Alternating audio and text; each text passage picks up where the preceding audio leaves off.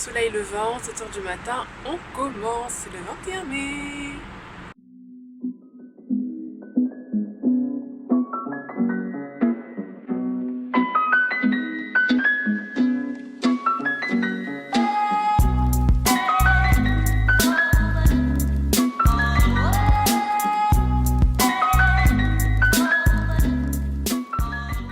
Bonjour à tous et bienvenue sur la chaîne YouTube Atelier 316, habiter l'intérieur, vivre l'extérieur, bien habiter pour mieux vivre. Donc aujourd'hui, vous le savez, c'est le rendez-vous mensuel, habiter l'extérieur, vivre l'extérieur même je dirais, avec le jardin balcon qui devient une véritable mini-jungle urbaine. Donc je vous présente ça tout de suite.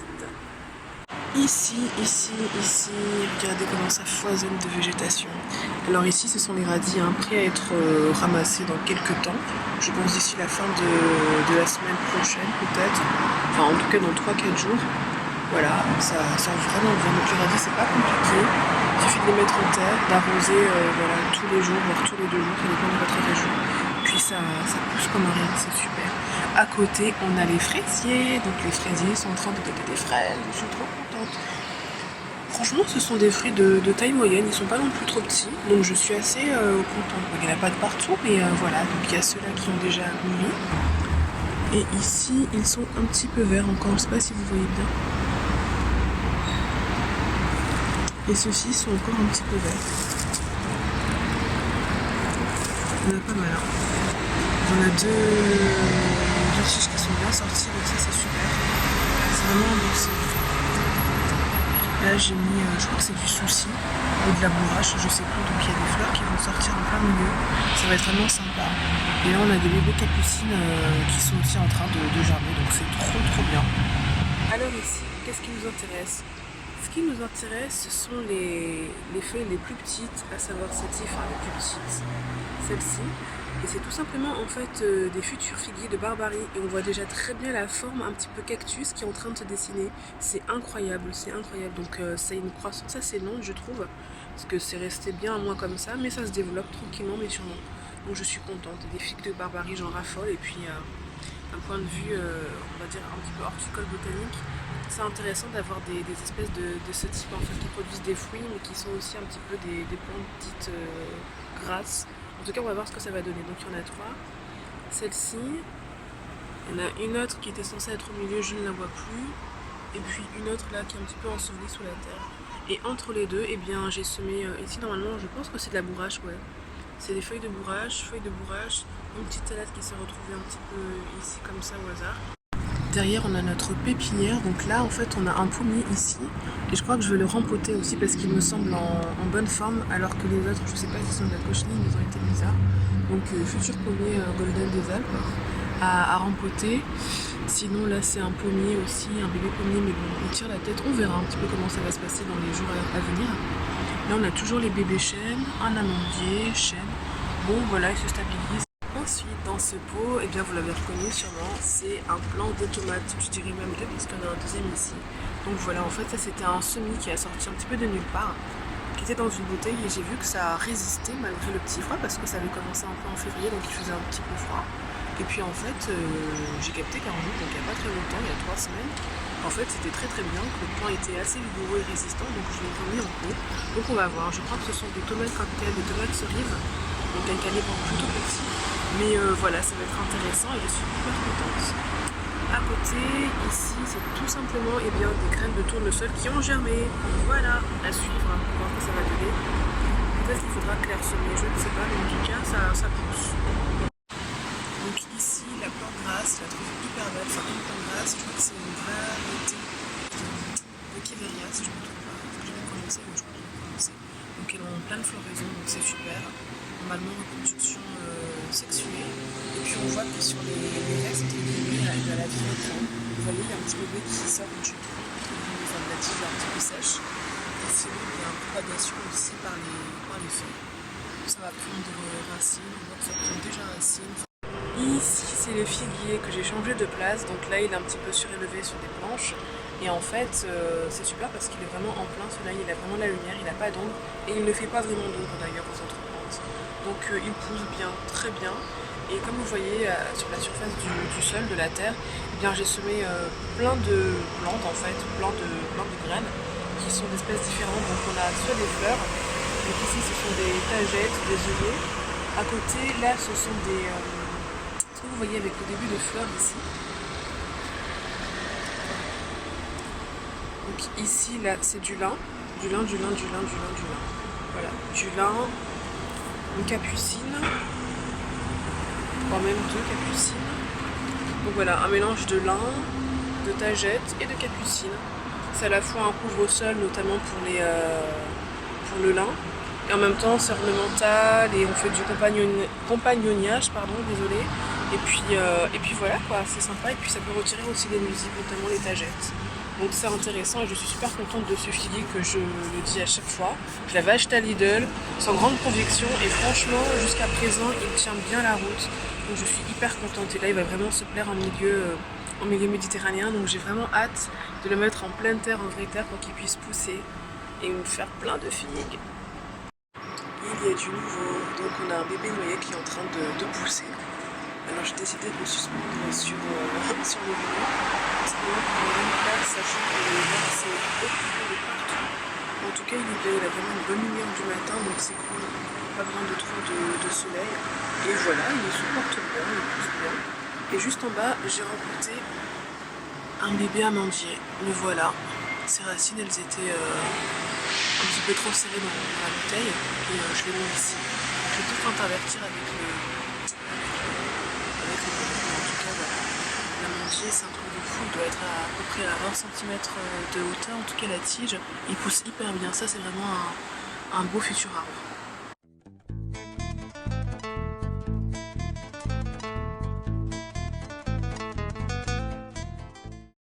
Ici, ce jeu officinal qui est en train de pousser, on va pas tarder à la remposer quand même. Futur citronnier. Semis de tomates qu'on va commencer à clairsemer pour en garder que 2 ou 3 voilà, bien portants et qui ensuite vont finir dans les bacs en bas. Agrumes, plante grasse, agrumes, nouvelle plante grasse que j'ai recueillie. Courgettes. Alors ce plant là, il est plutôt pas mal, il est encore en train de pousser. Celui-ci il se flétrit un peu à voir s'il va tenir la route. En tout cas il y aura des courgettes ici. Ensuite, à côté, la salade. Le secret de la salade, c'est l'eau et la lumière, mais surtout l'eau, je trouve. Donc voilà, ça pousse plutôt pas mal et on va mettre en jardinière dans 2-3 jours, je pense. Alors ici, c'est la Jvaganda, c'est une plante indienne et désolé pour le train. Donc ici, c'est du persil qui se développe vraiment bien, je suis contente. C'est censé être de la menthe et je crois que j'ai aussi mis du persil. Bon, on va voir comment ça va sortir.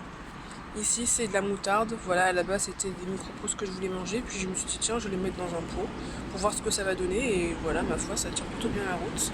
Par contre ça a besoin d'eau, sinon ça fait trier assez vite. Futur citronnier, bon je sais pas trop, eux ils poussent pas trop, ils vont mettre un petit souci.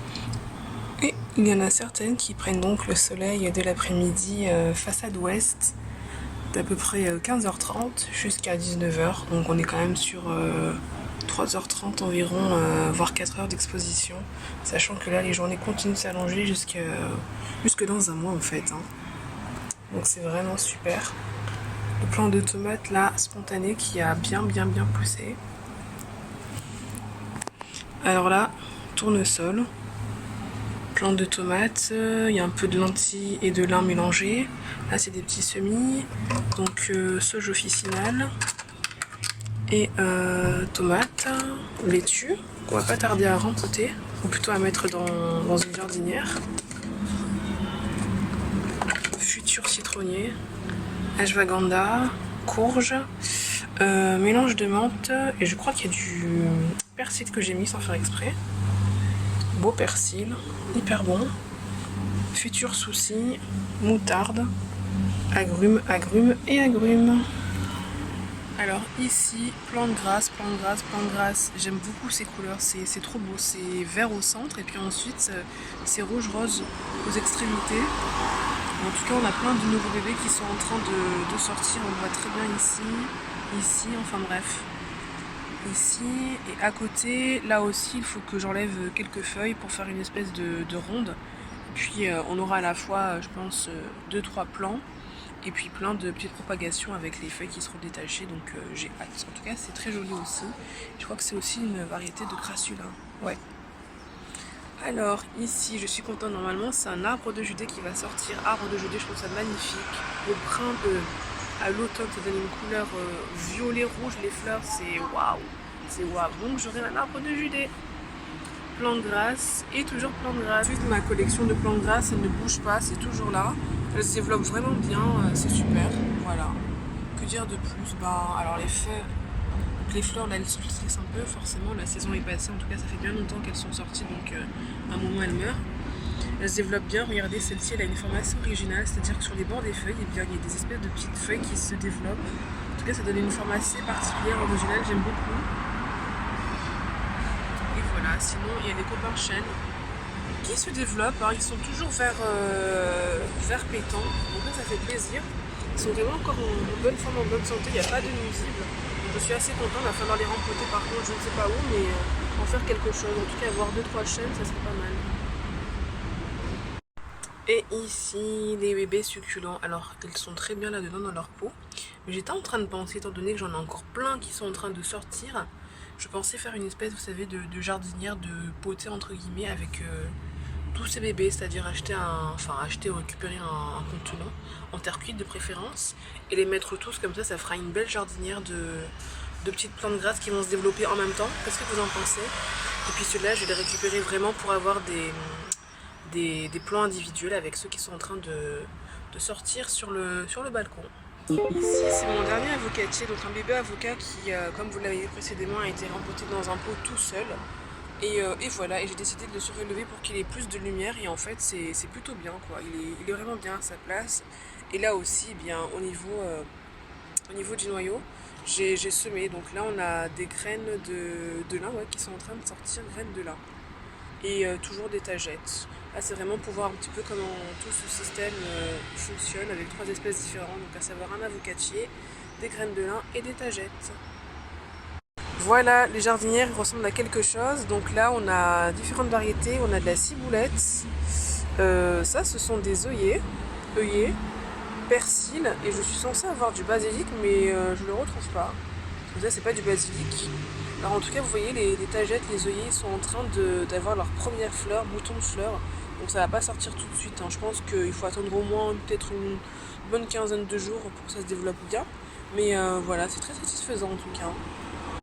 Ici, vous l'avez peut-être reconnu, alors c'est un bac plein de capucines. J'aime tellement les feuilles de capucine, c'est trop joli. On dirait des petites paraboles en fait, des petits capteurs de l'atmosphère, de ce qui se passe à l'extérieur, ou plutôt en dehors de la Terre, au-dessus de la Terre. Et c'est beau à voir. Alors les plants sont particulièrement développés, hein. On va voir les fleurs à venir, mais voilà quoi. En tout cas dans ce bac-ci, les capucines sont bien développées et voilà, j'aime trop cette forme de parabole. Et entre deux, on a quelques fleurs aussi qui essaient de faire leur place. Donc toujours des tagettes, hein, des œillets. On va voir ce que ça va donner. Ici aussi, c'est une petite composition florale et aromatique puisque je crois avoir vu du persil ici. Voilà. Voilà, que j'ai fait un peu à ma guise. Donc du coup, vous l'avez reconnu, c'est la capucine. Ici, c'est la bourrache. Et toujours des œillets, des tagettes. Donc voilà, à voir. Et ça, je crois que ce sont des fraisiers. À côté, on était censé avoir la jardinière spéciale plan de fraisier, mais bon, il n'y a pas grand chose qui se passe ici, hein. Donc là, c'est censé être un futur plan de fraisier, mais je ne sais pas trop ce que ça va donner. On en a là aussi, là, ici. Et surtout, on a beaucoup de plantes que je n'ai pas semées, entre guillemets, d'indésirables. Bon, je vais voir ce que ça va donner. Mais en tout cas, pour l'instant, je les laisse ici. Et à côté, eh bien, de la mélisse, tout plein de la mélisse, avec des copines que je n'ai pas semées. Enfin, il ne me semble pas. Et voilà, la mélisse, normalement, c'est plutôt ça. Donc, ça ressemble un peu à de la menthe, hein. Et ici, les copains avocatiers. Alors, il faut savoir que j'en ai ôté un qui était complètement, voilà, à la ramasse. Il y avait 2-3 feuilles complètement mangées. Donc, je me suis dit, je l'enlève. En plus, ça va faire plus d'espace pour les êtres, on va dire. Là aussi, à la base, j'ai semé, donc il y a un peu de persil, j'en vois. Graines de lin et graines de haricots. Voilà, haricots. Bon, par contre, il est un peu fané. Hein. Haricots, mais aussi lentilles. Bon, à voir ce que ça va donner à l'ombre des feuilles des avocatiers. Si je remonte, il y a toujours le Dracena. Je sais pas trop ce qu'il va donner. Donc pour l'instant, il est ici. Il n'est pas complètement jaune, il n'est pas complètement flétri, donc je le garde. Et juste en haut, il y a un nouveau copain. Et bien, c'est un pot de soucis. Donc voilà. Donc souci, si je ne me trompe pas, c'est le calendula en fait. Pour ceux qui aiment la marque de Et tout en bas, et bien voilà, c'est les plantes potagères. Futures plantes potagères. Alors là, c'est la bourrache qui a pris une immense place. Et quelque part, ben voilà, il y a un plant de tomates. Là toujours, hein, du lin un peu défraîchi. Je ne sais pas ce que ça va donner. Et je crois qu'on est censé avoir aussi, voilà, de la tomate. Il y a déjà un plant, un deuxième ici, et je vois un petit puceron. Oui, j'ai été envahie de pucerons la semaine dernière. Je les ai enlevés d'abord à la main, et puis quand j'ai vu qu'il y en avait trop, j'ai fait une solution avec du savon noir, donc ça les a tous tués. Mais bon, il faut veiller au grain quand même pour être sûr. Enfin bref, donc 2-3 plants de tomates, à voir comment ils évoluent, sachant qu'il y a des semis que je suis en train de refaire, donc si ceux-là sont trop chétifs, on les enlèvera, on en mettra d'autres. À côté c'est la forêt, donc là il y a un peu de tout, mais là-bas c'est surtout censé être pour les courgettes. Donc il y a une courgette quelque part, enfin une courgette, un plant de courgette, voilà, il est ici, c'est celui-ci. Ben voilà. Donc là, bourrache, capucine, tagette, graines de lin et lentilles ici. Voilà, là c'est la lentille. À voir comment tout ce monde évolue. Là c'est vraiment des tests pour voir un petit peu ce qui marche pas. Est-ce que c'est une bonne idée de mettre des fleurs, des aromatiques, parce que normalement il y a peu de persil quelque part. Ah voilà, donc plutôt de la ciboulette. C'est maigre, hein, la ciboulette. Et donc aussi des fabacées avec les lentilles et le lin aussi. Ici c'est aussi un carré spécial tomate. Ici on a un petit plant de tomates, bon, on verra bien. Je pense qu'il y en a un deuxième, je ne sais pas où. Ah, il y en a un deuxième ici. Voilà, il est juste là. Donc il devrait en avoir aussi un troisième. Ah, il est là. Celui-ci il est un peu meilleur que les autres, mais bon, je me demande si je les ai pas repiqués un petit peu trop tôt. En fait, je voulais voir comment ça prenait. Enfin bref, donc là aussi décoré de lentilles, ça c'est la lentille. Et par contre, je vois pas le... Ouais, il y a de la lentille, mais il n'y a pas de lin. Enfin bref, c'est pas très grave. Et de la bourrache aussi qui a été massacrée un peu par les pucerons. On va voir ce que ça va donner. Et des tagettes, parce que les tagettes, ça éloigne les nuisibles par leur odeur un petit peu forte. Voilà. Ici, on a une composition, donc à la base, il n'y avait que les chlorophytomes. Et j'ai décidé de rajouter les misères en fait. Les misères à la base, elles étaient à l'intérieur, mais je trouvais qu'elles n'étaient pas hyper bien. Donc je me suis dit aller en pleine terre, ou en tout cas dans un espace beaucoup plus large, et avec d'autres copines, et je sais pas. Mais je trouve que les chlorophytons sont devenus bien plus beaux depuis qu'il y a les misères, et les misères, elles sont très bien en fait. Donc à voir comment ça va prendre, mais je suis hyper contente de cette composition. Je crois que ça va vraiment être une belle jardinière, une belle potée. Peut-être dans 2-3 mois, ça sera bien épais, bien dense en végétaux. Et là je ne sais pas ce que c'est, peut-être de la bourrache, une part de bourrache. Et à côté, alors dans cette jardinière il y a une petite capucine, mais c'est censé recevoir une ou deux salades, voir comment ça se développe. C'est des petites... Je suis aussi amusée, on va dire, à semer des haricots. Alors les haricots, haricots blancs, haricots mango je crois, lingo je sais plus. Je crois que ce sont les haricots blancs, c'est une variété spéciale en plus bien française, enfin bref. Je ne sais pas ce que ça va donner. Je crois qu'il y a des petites fleurs qui sont en train de sortir. En tout cas voilà. Et donc ici ce n'est pas de l'eau déminéralisée qui est devenue noire, mais c'est tout simplement de l'eau de banane. Donc en fait j'ai fait bouillir 4 pots de banane bio, que j'ai quand même rincé un petit peu avant avec du bicarbonate de soude pour être sûr qu'il n'y ait pas de reste de pesticides, ou de je ne sais quoi d'ailleurs. Donc je les ai fait bouillir, l'idée c'est tout simplement de récupérer les nutriments et les minéraux qui sont on va dire dans la banane, à savoir notamment le potassium, parce qu'on peut laisser aussi dans de l'eau froide pendant 24-48 heures, mais je me suis dit que je voulais aller un peu plus vite. Donc voilà, j'ai laissé bouillir, j'ai laissé reposer le temps que les bananes libèrent un petit peu tout ce qu'elles avaient. Et là je vais arroser avec, et le potassium, si je ne me trompe pas, c'est intéressant tout simplement pour la fructification et la floraison. Donc on va arroser ça, on va arroser avec l'eau de banane dans quelques jours. Et à côté, donc toujours l'eau de pluie que je récupère dès qu'il pleut. Alors le mois de mai, voilà, fin avril, début, quinzaine, vingtaine de mai, on a encore un temps, je vais pas dire frais, mais un peu encore instable, où il pleut pas mal. Vraiment le mois de mai, en tout cas ici dans le sud, mois avril, mai, c'est un mois où on a des bonnes pluies, des bonnes drages comme on dit dans le nord. Et donc là l'idée c'est toujours de récupérer un petit peu d'eau. Alors bien sûr 10 litres, c'est pas la panacée, c'est pas ouf, mais c'est toujours mieux que rien et ça permet vraiment d'avoir bien l'eau du ciel, sans chlore, etc. pour les plantes.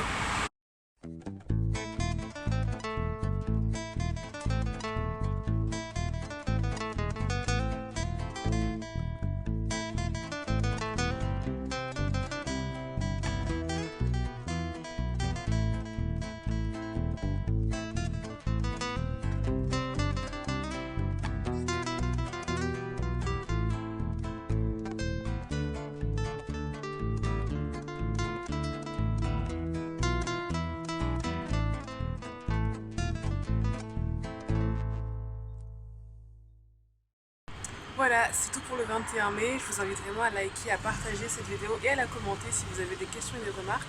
On se dit très vite pour une prochaine vidéo. D'ici là, portez-vous bien, shalom et profitez avec sécurité des terrasses, des cinémas, etc. La vie reprend.